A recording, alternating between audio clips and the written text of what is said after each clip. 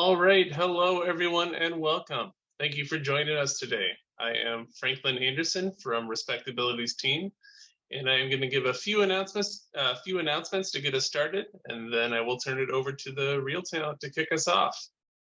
So with that being said, I'd like to begin by sharing some notes on accessibility during this webinar.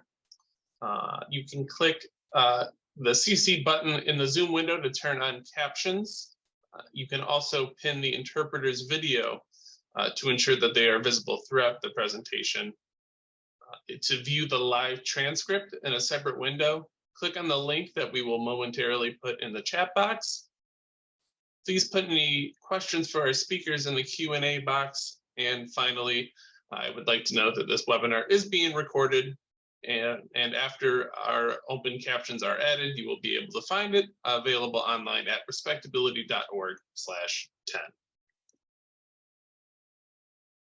Next, you want to make sure that you don't miss our final networking event. On June 28th, we are hosting a virtual networking event for those interested in today's topic of changing attitudes surrounding disability. So please register for that online at respectability.org. And finally, today's event is being held in celebration of Respectability's incredible decade of achievements and in fighting for people with disabilities. All of our accomplishments and activities have been powered by generous support from the public, but there are so many things left to accomplish to fully eliminate harmful stigmas and create more opportunity for people with disabilities. We need your support to ensure success in the next decade. Please consider donating in honor of this milestone to help us make an even bigger impact in the decade to come. Visit our Anniversary Fund webpage to join the movement. And now I would like to introduce our first speaker, Ben Bond. Ben Bond is the Faith, Inclusion, and Belonging Associate here at Respectability. He is ordained in the Disciple of Christ denomination and holds a Master of Divinity from Yale University. Ben has lived experience with multiple disabilities and has a background in nonprofits and student organizing. So without further ado, Ben, I now turn the microphone over to you. Thank you so much, Frank. It's always an honor to be introduced by you. Like Frank was saying, my name is Ben Bond. I use he, they pronouns. In a very brief visual description of myself, I'm a white, masculine presenting person with a brown beard, brown glasses, hair, and a button-up shirt. And I have the honor of introducing my conversation partners today, Bill Gaventa and Shelley Christensen. First, I'll let you know about Bill. Bill is a Respectability board member, author, speaker, trainer, and consultant, primarily in the arena of faith and disability. He is the founder and director emeritus of the Summer Institute of Theology and Disability. He served as the president of the American Association of Intellectual and Developmental Disabilities, the year 2016 through 17. He was the editor of the Journal of Religion, Disability, and Health for 14 years, and is the author of Disability and Spirituality, Recovering Wholeness, published by Baylor University Press in 2018. And our other speaker is Shelley Christensen, who is the Senior Director of Faith, Inclusion, and Belonging here at Respectability. Shelley joined Respectability in April 2022. Before her arrival at Respectability, she directed a Jewish community inclusion program for 13 years and was a consultant to multi-faith organizations. Shelley, who is neurodiverse, holds a master's degree in developmental disabilities. She's the co-founder of Jewish Disability Awareness, Acceptance, and Inclusion Month that is now part of the Faith, Inclusion, and Belonging work, and is the author of From Longing to Belonging, a practical guide to including people with disabilities. So my first question with these wonderful folks is about our work. One of the really wonderful things about Respectability, it's the only national secular disability organization with a full-time department centered on faith, inclusion, and belonging. So my question is, why is this work important for a national secular disability nonprofit? Thanks, Ben, and thanks for the introduction. I just to say something about who I am and what I look like, and not any more facts, but I'm also bearded and with glasses and a button-down shirt.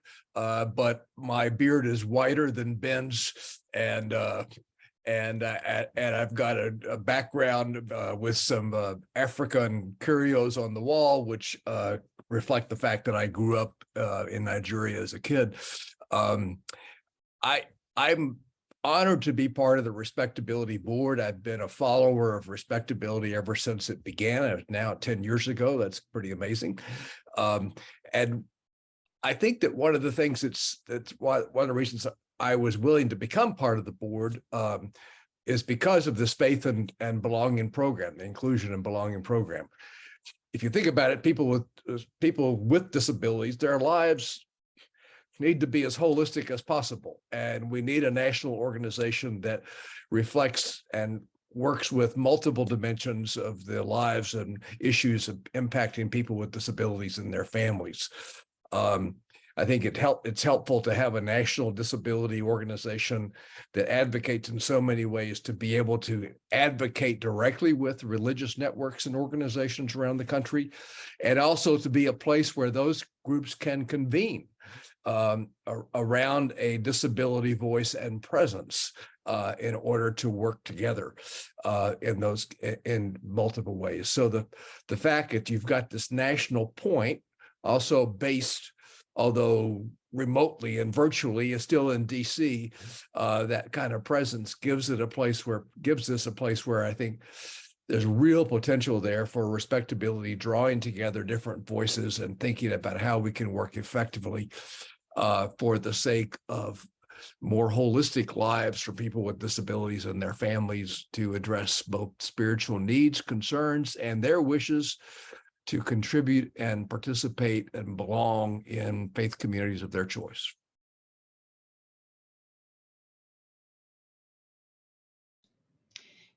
And I could say more, but don't get me started. I'm a Baptist preacher, and that will go long. That will go long, go further. But yeah, it's I think there's so many areas of overlap, and there are a lot of us who've been working for a long time to help build these dialogues and conversations between religious networks and more secular networks. And I think Respectabilities now has one of the potentially best platforms for that. Indeed. Thank you, Bill. I'm Shelley Christensen, and I am a white woman, and I have curly brown hair. I'm wearing purple glasses and red lipstick. My eyes are kind of hidden behind my glasses. I'm wearing a red top and a black and white sweater. And behind me is the new backdrop for Respectability, honoring our 10th anniversary. So I concur with everything Bill has said.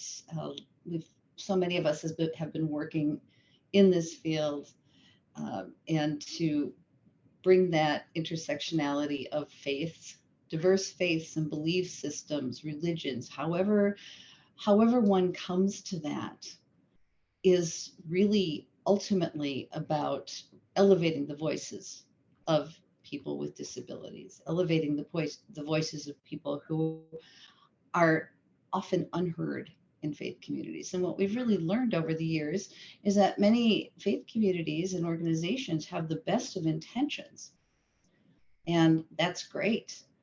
But as one of the great Hasidic masters, Yehudi HaKadosh, once said, intentions are not enough, for it is the actions which make the intentions so profound.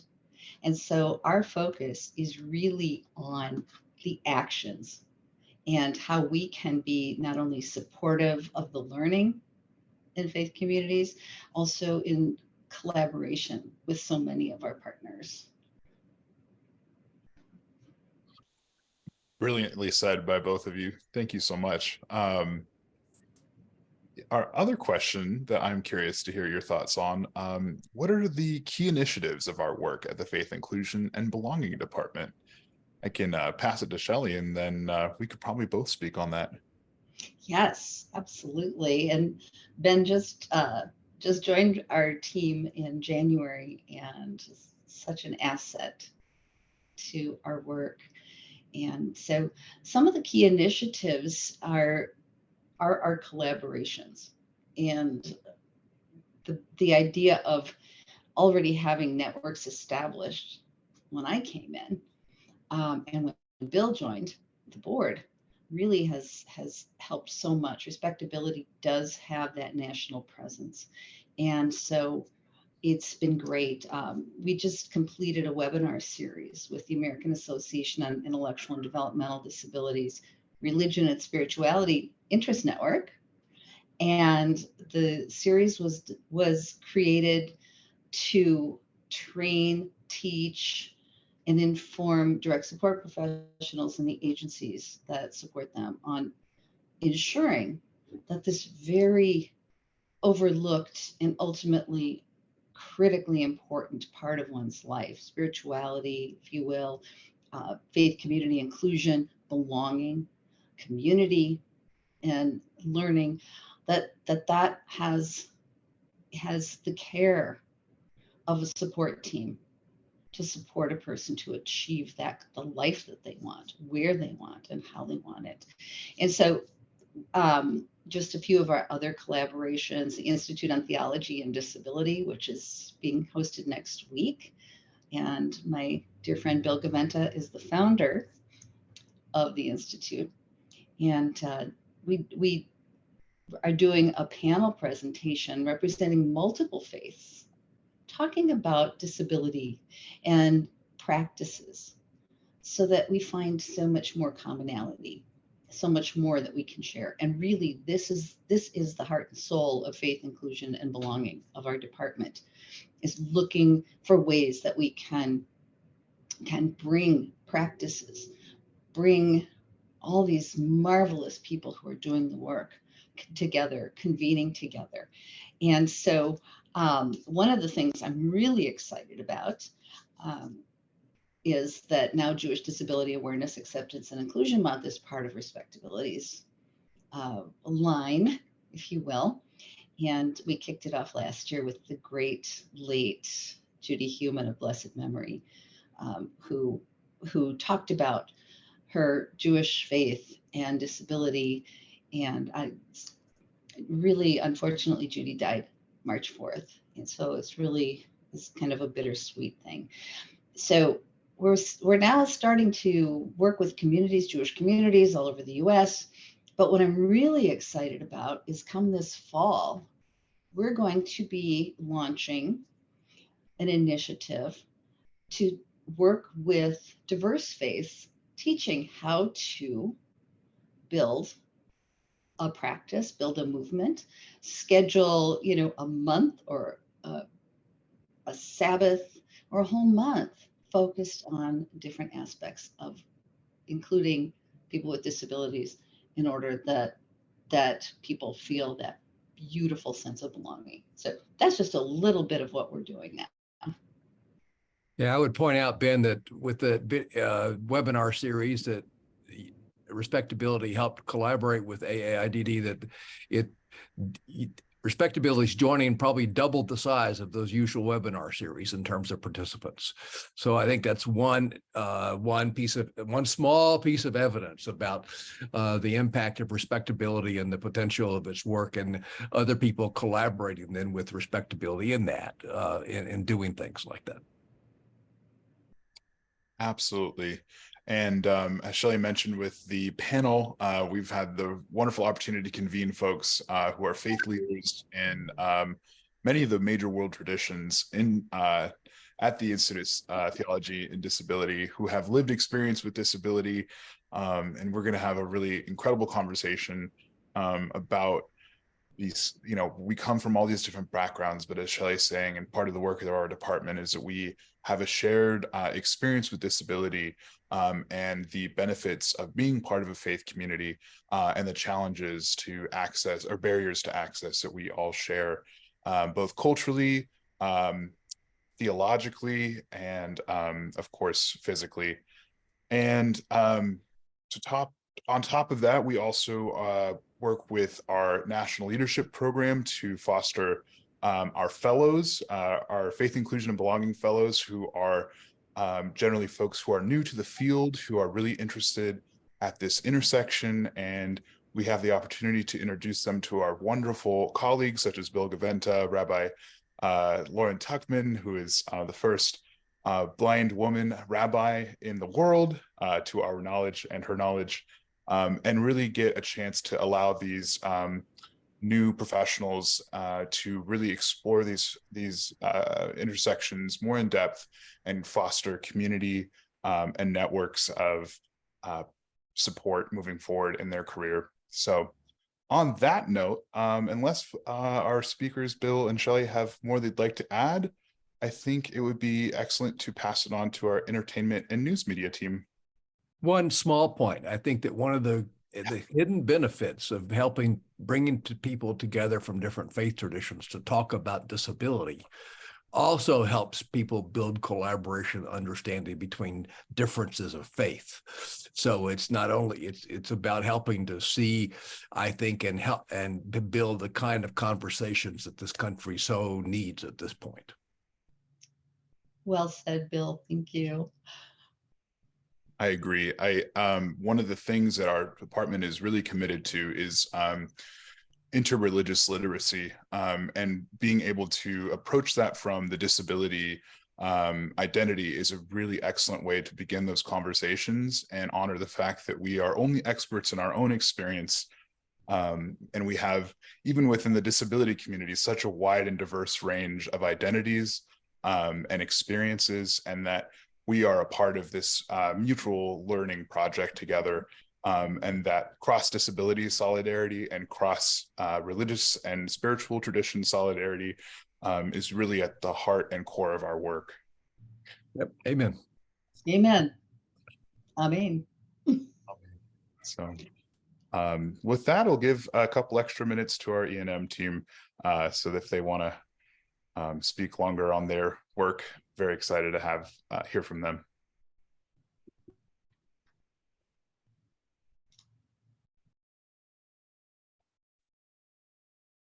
Thanks, Ben. Lawan, you want to go first? Thank you, Ben, so much for the introduction to the entertainment team. My name is Lawan Exum. I am the Entertainment and News Media Director for Respectability. I help manage and support the development of programs for disabled entertainment professionals, while I also oversee our consultancy on TV film projects and building relationships in the entertainment and news media industry. And I will pass it on to Leslie now. Thanks, Lawan. Hi, everyone. I'm Leslie Hennon. My pronouns are she, her. My quick visual description: I'm a white woman. I have brown hair. It's kind of in a half-up bun situation today, and I'm wearing a black t-shirt. And my role here at Respectability is a Senior Associate of Entertainment Pipeline Programming. And I was actually first connected with Respectability back in 2020.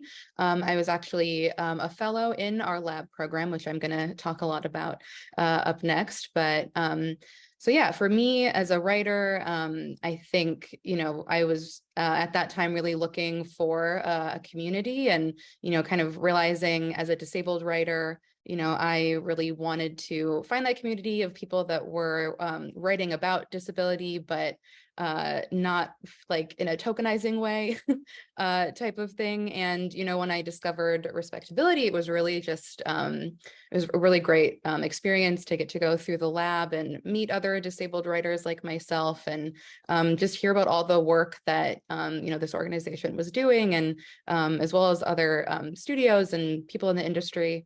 So now having a very full circle moment of being able to work on staff here at Respectability, specifically in our pipeline programming work, to kind of help build that pipeline of up and coming talent.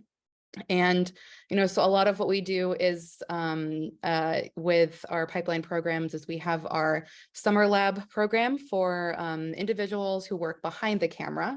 And that was really started in 2019 by our team's Senior Vice President, Lauren Applebaum, as well as one of our board members, Delbert Wetter. And they really founded the program as sort of an answer to the question that we would hear a lot in our entertainment work of, people would say, oh, I'd love to hire more disabled writers. I'd love to hire more disabled directors, but, I can't find them. I don't know where they are. And so, the lab was really started as a solution to that. We now have almost 200 people that have gone through the program now, working in all various positions behind the camera, from writing, directing, producing, everything in between. And it's really great to now, be able to work to make those connections. And, as we're all here to discuss today, like changing that attitude about, just really hiring disabled people in all areas of the process, the creativity process, because that automatically ensures, a more authentic representation, and just, builds that pipeline for us to, continue creating the content. But yeah, I mean, Lawan, this was your first lab with us. It was, and I apologize. Let me give you a visual. I'm a Black male with curly hair, black hair. I have a gray blazer on with a mint green shirt with a tie with blue stars on it.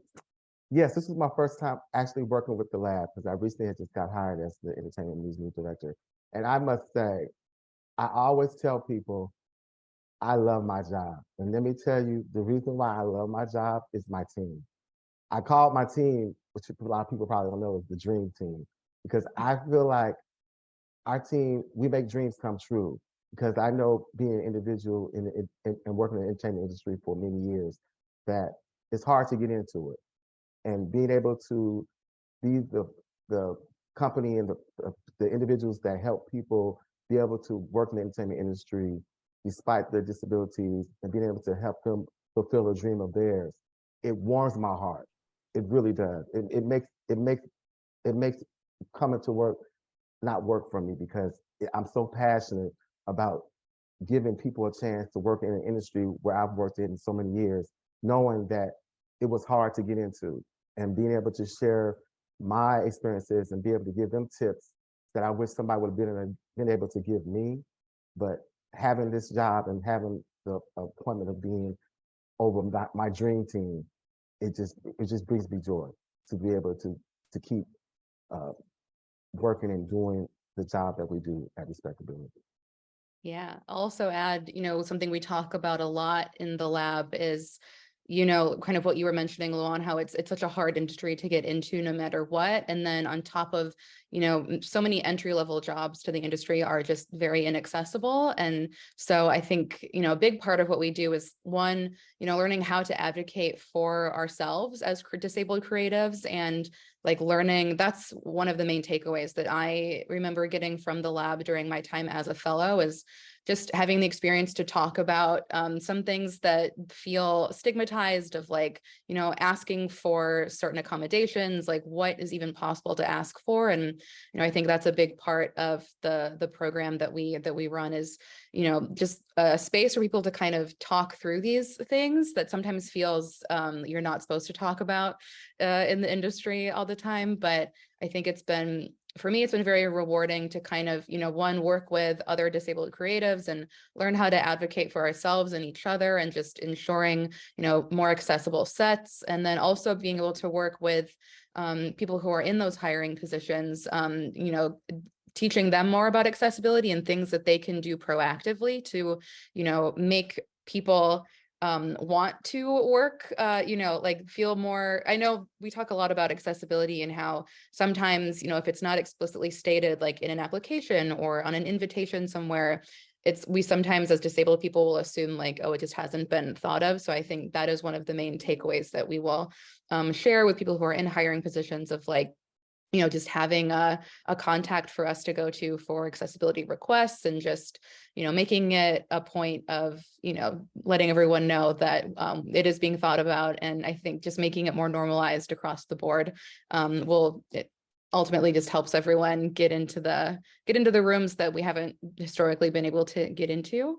And I think for me, it's been very rewarding, with so many lab alumni now, just like watching everyone continue to grow, and everybody's, making new films and hiring each other and getting jobs, and just we're growing this big network. And especially at a time right now, the entertainment industry is it's an interesting time to work in entertainment right now. And, especially with, the writers' strike going on this year, we did a lot of pivoting of our lab program to be very focused on independent and just meeting with other writers. And, we worked very closely with the WGA to make sure that everything we did was, in support of the strike. And so that was something I was very proud of as well, was just being able to have this space for other writers to, work through this, pivotal time in the industry.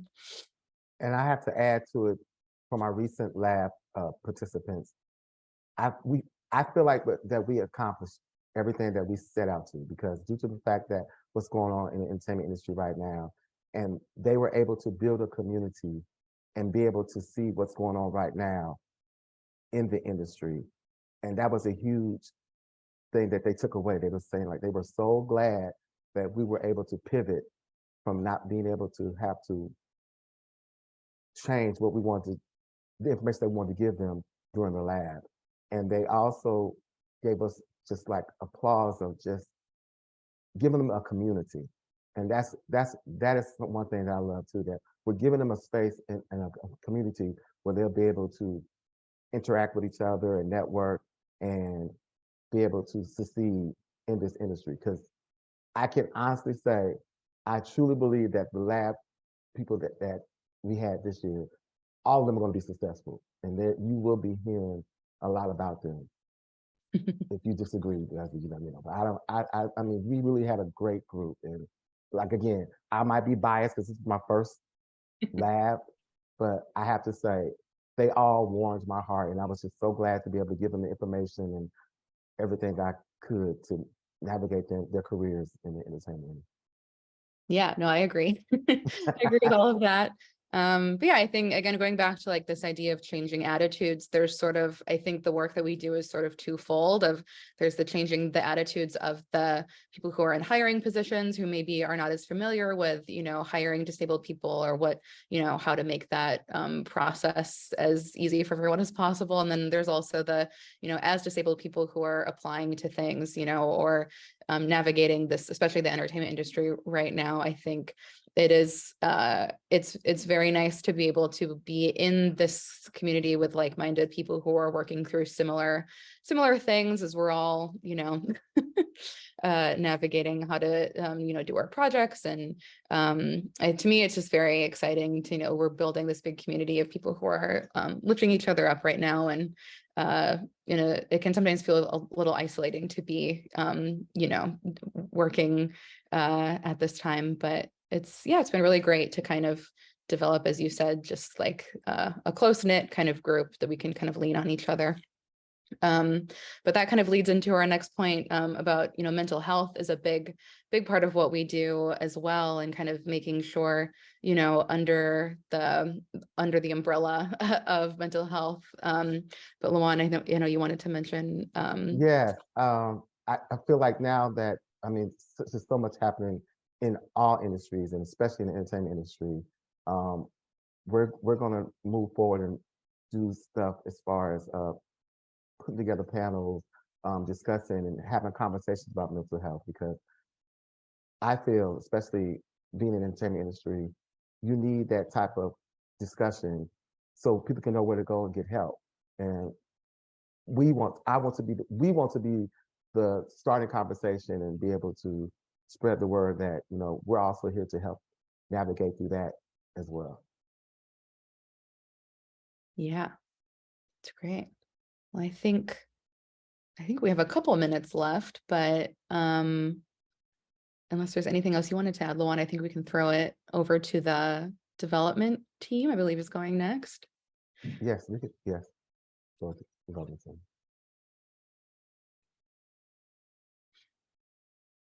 Great. Thank you, Leslie. Thank you, Lawan. And to start out this portion of the webinar, I wanted to start with a few words on philanthropy. An important part of Respectability's first 10 years has been our partnership with philanthropy. Foundations and philanthropists play a really important role in bringing change to our society. And we have long supported them on their journeys to bring people with disabilities into the fold. So we act as a partner of philanthropy by providing training, resources, data and surveys, thought leadership, and we build up a talent pipeline for the field. And I want to pause there on the talent pipeline and highlight that, by which I mean our National Leadership Program. And the National Leadership Program actually has a track specifically for training young leaders with disabilities for careers in nonprofits and philanthropy.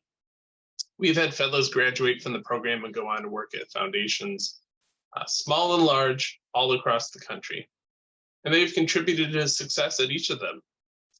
But now I want to pause and introduce Molly McConville, who will join me for this conversation about our partnership with philanthropy. Molly is the Senior Development and Individual Giving Associate here at Respectability, and is actually the perfect person to join me for this discussion. Molly's a former fellow herself and now works with the Nonprofit Management Fellows every day here at Respectability. So I welcome Molly to this discussion where we will have a series of questions for each other on philanthropy and disability. So welcome, Molly. Thank you. I'll just give a brief physical description. I am a young white woman wearing my brown hair in a low bun and a black shirt with little blue flowers on it. And my pronouns are she, her, hers. Great, thank you. To get us started, Molly, I believe you have a question. Yep, I have a couple questions for you, Frank. My first one is, why should philanthropists think about disability in their funding? Yeah, great question. Firstly, I think the thing that I always want to make clear is that you don't necessarily have to start funding new programs or funding different organizations to have an impact on accessibility.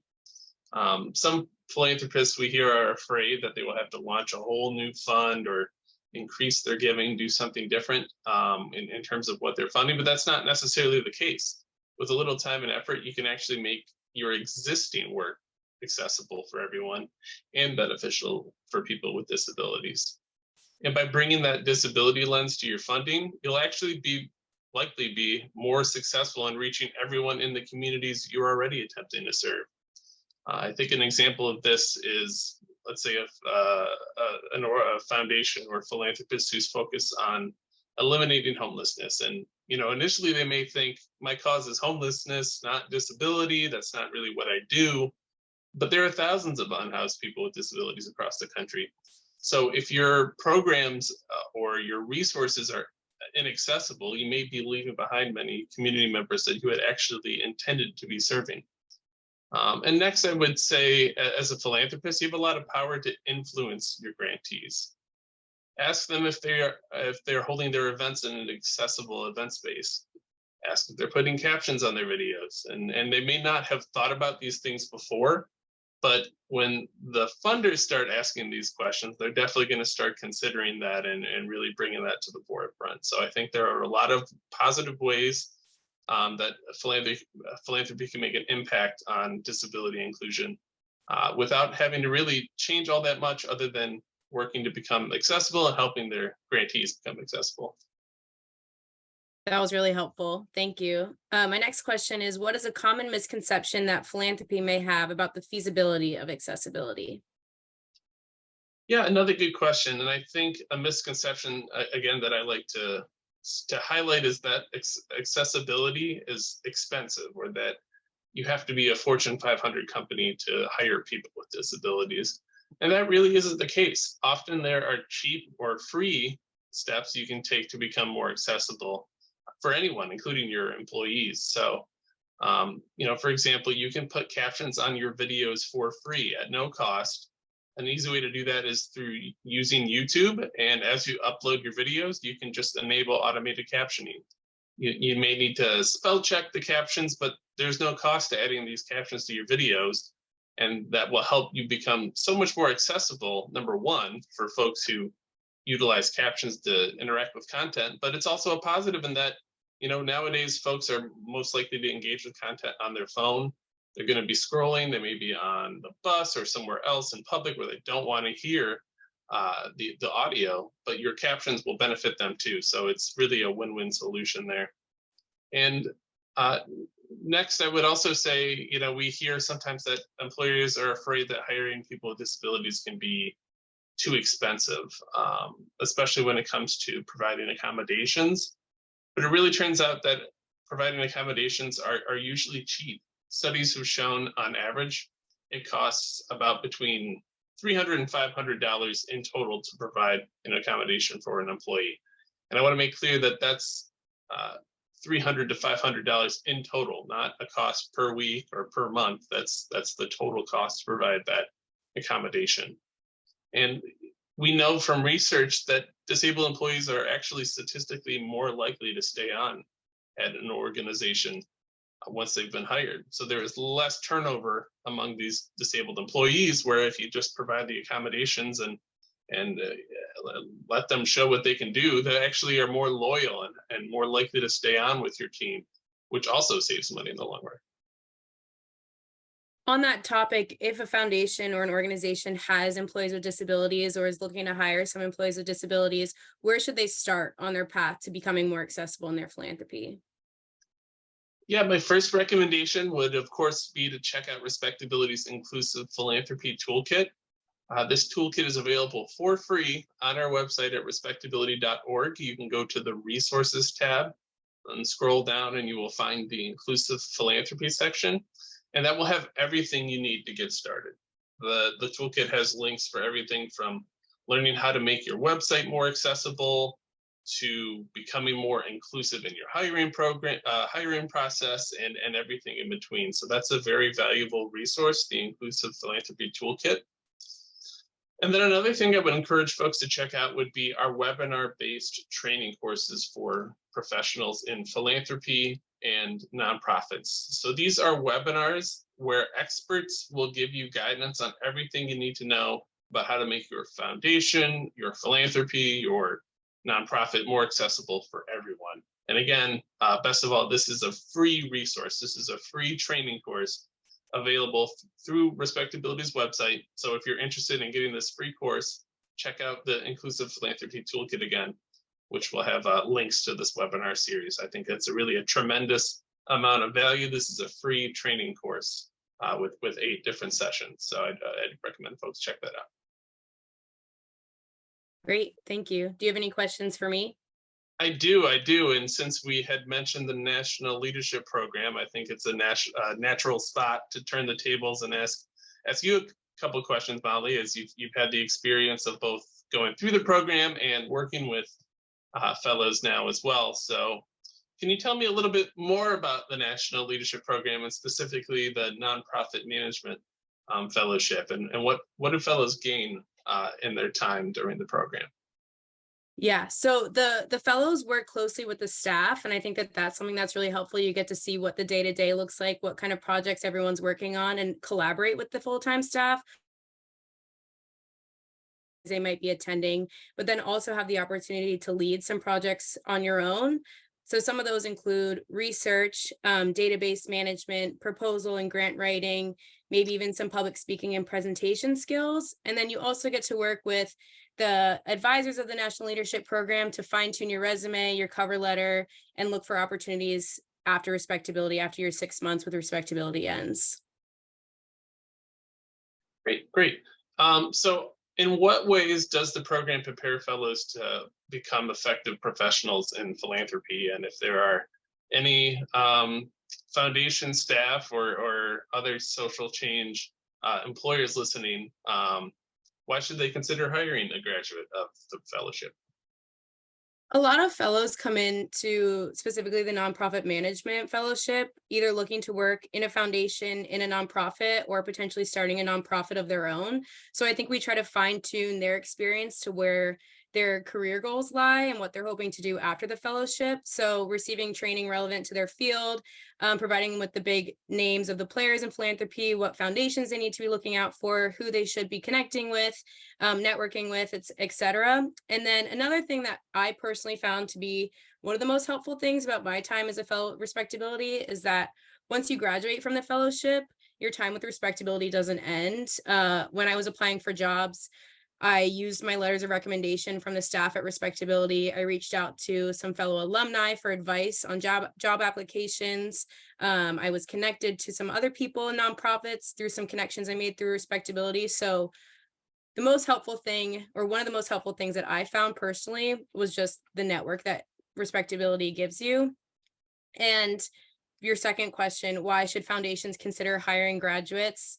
I think that many of the fellows who come to us are already qualified and already ready to be working within philanthropy and within foundations. But then after the 6 weeks or 6 months working with us, we really fine tune their skills and prepare them for the career force or furthering their education or whatever they're hoping to do afterwards. And so while they might have been overlooked in the past, they're surely qualified now and are ready and eager to display their skills. Thank you. And I have one final question for you, Frank. I think we have a couple minutes left, but on that topic, can you share any examples of successes from fellows going on to work with philanthropy?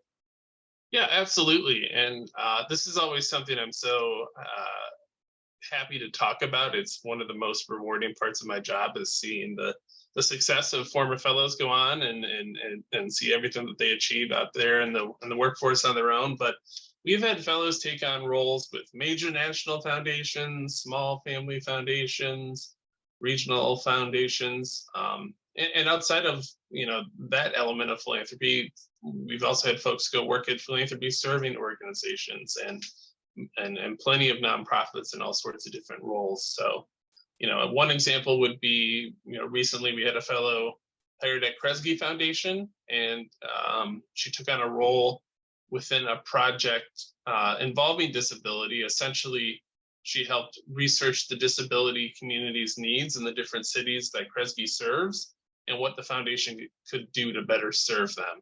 And so that's an example with really a major national foundation. And then on the flip side, I've mentioned we've had folks go on to smaller foundations too. And one example there would be the New York Women's Foundation, which is a really great foundation, but smaller than Kresge in both their geographic scope and endowment and everything. So while being a different funder, there was still a lot of impact to be made.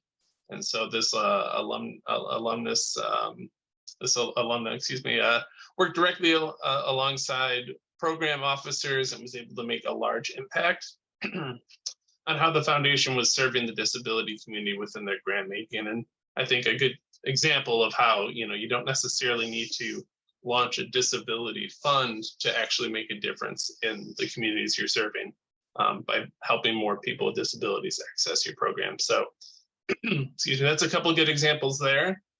But it's not just the foundations that folks go on to work at. There have been fellows who have been hired to work at nonprofits, in government roles, in jobs at for-profit companies too. So we've really been able to help folks take that first step in launching their career in all aspects of the social sector, which includes philanthropy, but it's not just philanthropy. Great, thank you. And I totally agree with you. That's one of the best parts of getting to watch the fellows graduate and go on to do the things that they set out to accomplish. Absolutely. It's bittersweet when we have to say goodbye, but they've got a lot of work and impacts to do ahead of themselves and their careers. So definitely a rewarding part of the job. All right, and keeping an eye on the clock here, I think that will wrap up this section. So thank you, Molly, for joining me. And we will conclude by sharing a couple of reminders for other information and upcoming events. So as I mentioned earlier, we have one event left in our anniversary series. That is the virtual networking session for the Changing Attitudes aspect of what respectability does. And if you'd like to either catch up on past events that we've done and watch the recordings, or sign up for this virtual networking event, check out respectability.org/10. And finally, again, another reminder that this is our 10th anniversary, and all of our work, everything you've heard today, has been empowered by the public, by people like you. So if we want to continue to succeed over the next 10 years, we need support from the public to make it happen. Please consider going to respectability.org/donate/anniversary-fund, or just the front page of respectability.org, and make a contribution to support people with disabilities and fight stigmas and advance opportunities for them. So I think that will conclude us for the day. Thank you everyone for joining us. It was some great conversations. Thank you to all of the panelists, and I will conclude there. So thank you everyone. Have a great day.